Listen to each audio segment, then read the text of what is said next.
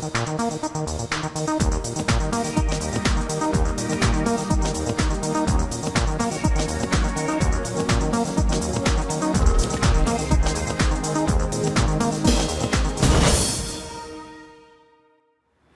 dan v Evropskem magazinu. 20 let po uvedbi državljanstva Evropske unije je Evropska komisija leto 2013 razglasila za Evropsko leto državljanov. V tem letu bodo dejavnosti posvečene evropskim državljanom in njihovim pravicam ter koristim, ki jih prinaša državljanstvo Evropske unije. Spletna televizija Europarl TV pa je preverila čezmejne pravice družin v Evropi.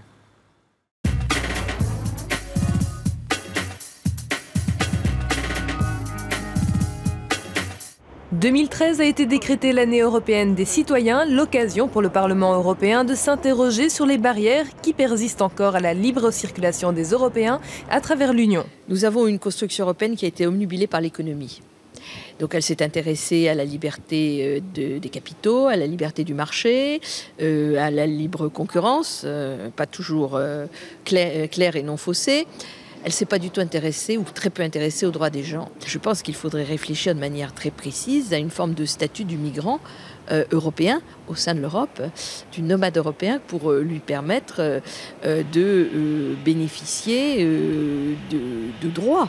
Premier volet de cette série, Europarl TV s'intéresse aux droits de la famille. Lionel est français. Il doit être remis d'un jour à l'autre aux autorités judiciaires allemandes. Un mandat d'arrêt européen a été livré contre lui. Son crime, avoir décidé de ne pas payer quelques 6 000 € de pension alimentaire pour ses enfants parce qu'il ne les avait plus vus depuis plus de 2 ans. Je leur ai dit clairement, j'ai dit je ne sais même pas si mes enfants sont encore en vie. Et j'ai reçu une réponse sèche. Tant que je n'ai pas reçu d'avis de décès, j'ai à payer. Un jour, j'aurai peut-être 2 personnes majeures qui vont venir là et me demander pourquoi je les ai abandonnés. Moi, je ne les ai pas abandonnés, qu'on m'a poussé dehors. On m'a violemment poussé dehors avec des lois qui sont complètement aberrantes. En 2006, Lionel se sépare de son épouse allemande. Elle obtient la garde de leurs enfants. Il reçoit un droit de visite mais ne le voit pas appliqué. Lionel suspecte l'Allemagne de privilégier le parent allemand aux parents étrangers en cas de conflit. Il en a trouvé des traces dans le code pénal allemand que respecte à la lettre le Jugendamt, l'office allemand de protection de la jeunesse. Il y a un article qui dit clairement que les enfants n'ont pas le droit de quitter le sol allemand. Sinon, il y a enlèvement qui va totalement à l'encontre des accords de Schengen. L'Allemagne et le Jugendamt privilégieront la relation État-enfant contre la relation parent-enfant. Ça veut dire un parent étranger, aussi aimant qu'il soit, n'aura aucun droit face à l'État. Pour son avocat, Lionel a été suspecté à tort de vouloir enlever ses enfants. Il n'a jamais tenté de le faire, il ne l'a jamais fait. Donc c'est vrai que les motifs nous apparaissent comme totalement infondés. Les Allemands ont une notion toute particulière de ce qu'est le bien-être de l'enfant. Et en particulier, ils ont un attachement plus caractérisé peut-être que les autres à ce que l'enfant reste dans la juridiction allemande, c'est-à-dire sur le sol allemand. Pour cet avocat spécialisé dans ce genre de cas, l'Allemagne n'est pas une exception. D'autres pays ont leurs propres tendances. Il y a les pays d'Europe de l'Est qui ont tendance, il est vrai, à protéger davantage les droits de la mère que les droits du père. En droit de l'Union européenne, nous n'avons pas encore de critères communs sur les valeurs de la famille. Tout cela relève de la compétence nationale. Ce soir, Lionel trouve enfin sur Internet une photo récente de sa fille, au concert de Noël de son lycée en Allemagne. Je vois des photos d'enfants et je vois que ma fille, il n'y a pas de sourire de ma fille. Ce père de famille ne sait pas si un jour il pourra à nouveau serrer ses enfants dans ses bras. C'est ça le plus dur, c'est que dans tout ce combat, c'est les enfants qui payent le plus, qui payent le prix fort. On leur a volé leur enfance, on leur a volé tous leurs droits, le droit d'avoir un père, le droit d'avoir une mère, le droit d'avoir une famille française. Et Allemande leur a tout volé. Sono arrivata.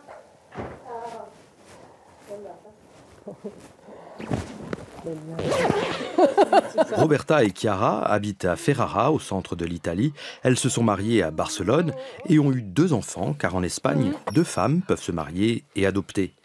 Mais Chiara, qui n'est pas la mère biologique, est tombée gravement malade et cette famille a dû retourner vivre en Italie.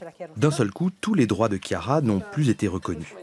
En Italie, où les unions homosexuelles n'existent pas, Chiara est devenue une étrangère pour ses filles vis-à-vis de l'administration. Grossissima ingiustizia e soprattutto il fatto che in uno Stato abbiamo tutto, in un altro cambi Stato e ti tolgono la famiglia, ti tolgono i diritti, ti tolgono tutto. In un momento puoi fare, sei genitore, nell'altro Stato ti chiamano mamma, ma alla fine non puoi portarli in ospedale, non puoi fare niente per loro.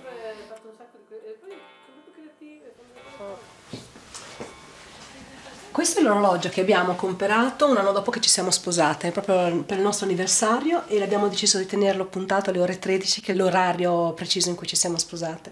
Ed è un orario fisso perché è stato un traguardo. Iscrivi tua figlia a scuola, la iscrivi da ragazza madre.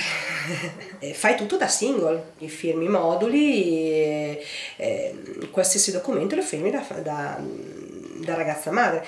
C'è una forma di mutilazione, no? In questa condizione di famiglia dove hai un unico genitore riconosciuto legalmente, l'altro è un genitore invisibile dove nonostante accudisca ai figli, li vada a prendere a scuola, presente, tutto quanto, non ha potere di firma a scuola. La parte lesa sono le bambine che non hanno la loro famiglia riconosciuta, in teoria i loro nonni non sono i loro nonni, se a me dovesse succedere qualcosa non eriterebbero niente, se succedesse qualcosa a lei rischiano di andare in un istituto finché non si decide a chiederlo perché non hanno me come secondo genitore. En attendant que leurs droits acquis en Espagne soient un jour reconnus en Italie, cette famille arc-en-ciel termine sa journée comme d'habitude.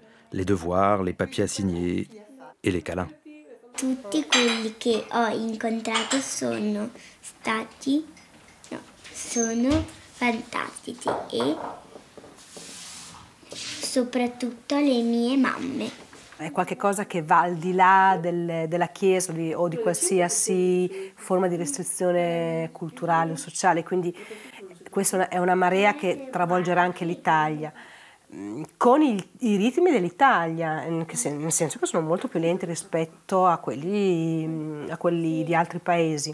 Il brutto è che appunto in questi tempi intanto le persone comunque soffrono.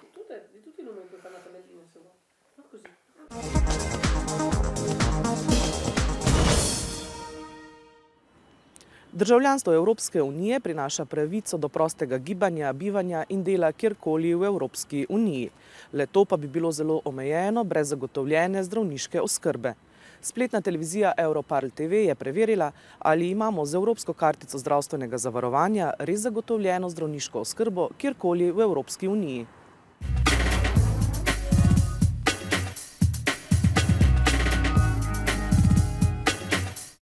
La movilidad de los pacientes europeos ha crecido deprisa en los últimos 20 años, pero a veces las diferencias en la cobertura y la calidad del servicio dificultan aún hoy esa movilidad. When you talk about cross-border healthcare, it should always be about the right of the patient.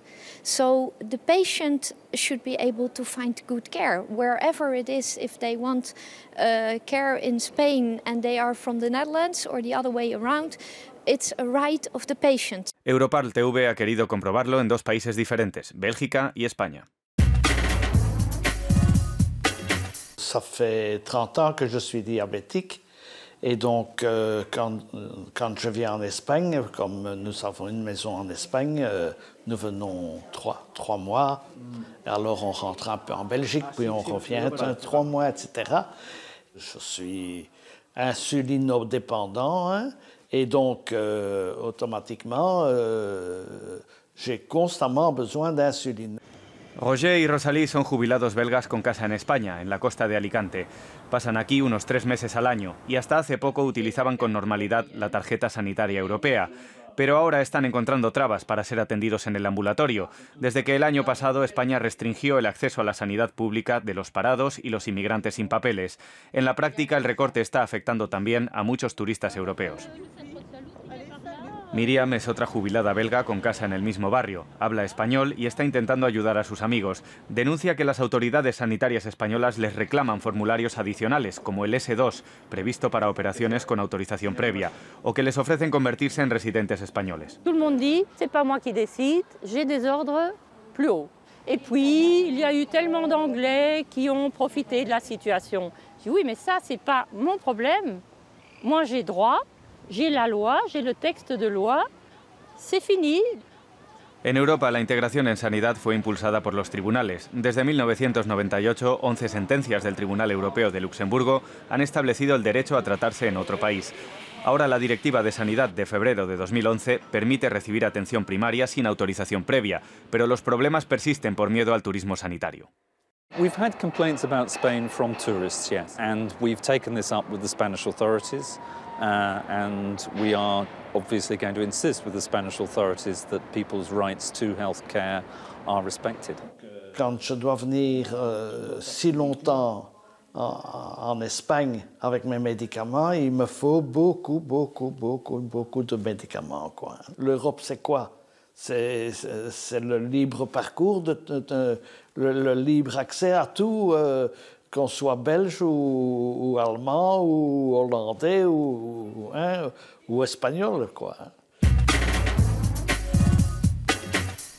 En Eupen, Bélgica, cruzar la frontera para ir al hospital en Alemania es habitual desde hace más de 10 años. Según la Directiva de Sanidad Transfronteriza de 2011, cualquier europeo puede visitar a un especialista en otro país e incluso operarse allí, pero solo con autorización previa del país de origen. En esta región, en cambio, no hace falta autorización previa, porque en 2001 nació el programa transfronterizo IZOM. Para Andrew y Edith todo funcionaba bien, pero desde hace un año su nacionalidad es un problema. We're British pensioners, and for some reason the rules are different for us. We were able to use IZOM in the old days, which was the arrangement across border, where we had no problem getting appointments with specialists and going to hospitals in Germany, hospitals of our choice within the region.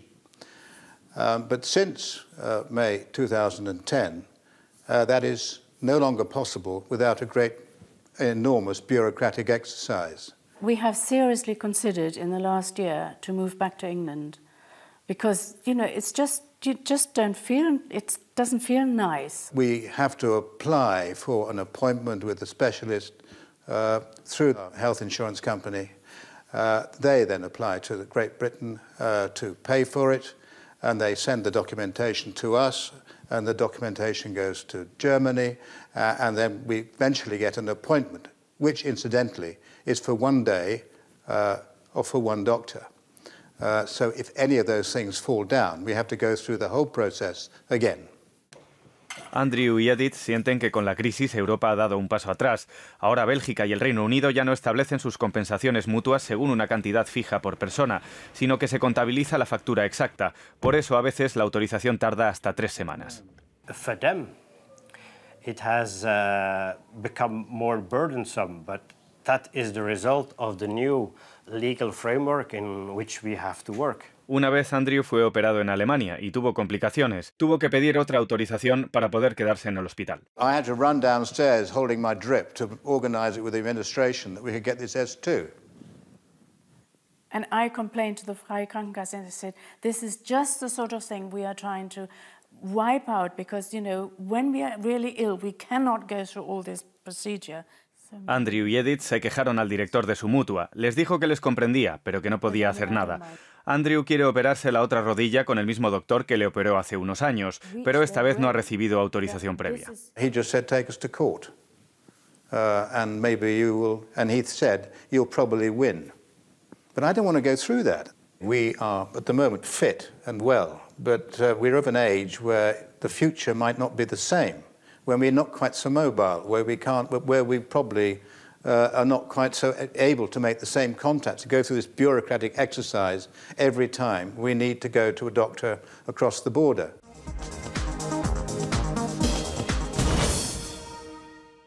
To je bila oddaja Evropski magazin. Bodite z nami tudi prihodnji teden.